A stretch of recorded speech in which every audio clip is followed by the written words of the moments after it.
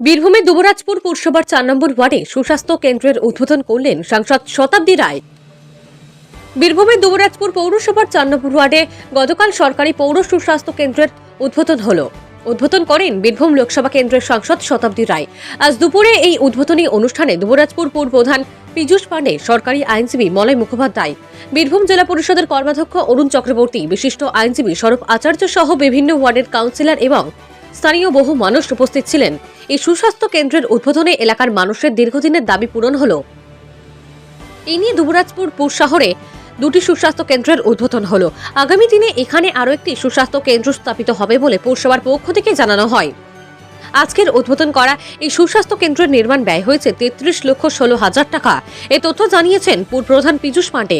এখান থেকে চিকিৎসা পরিষেবা, ওষুধ ও প্যাথোলজিক্যাল সুযোগ সুবিধা পাওয়া যাবে বলে বক্তারা তাদের বক্তব্যে তুলে ধরেন।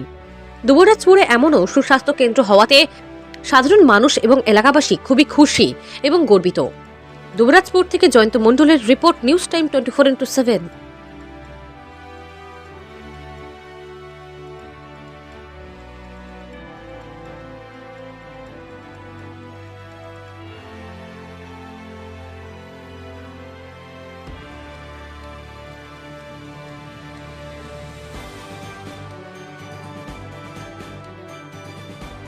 সেলফি জোন, বোটিং করার ব্যবস্থা, বাচ্চাদের জন্য সারা ভারত খুঁজে নিয়ে আসা অভূতপূর্ব rides, food park, toy guard, restaurant, পরিবারকে নিয়ে সময় কাটানোর সুন্দর পরিবেশ রামপুরহাট নিউ টাউন।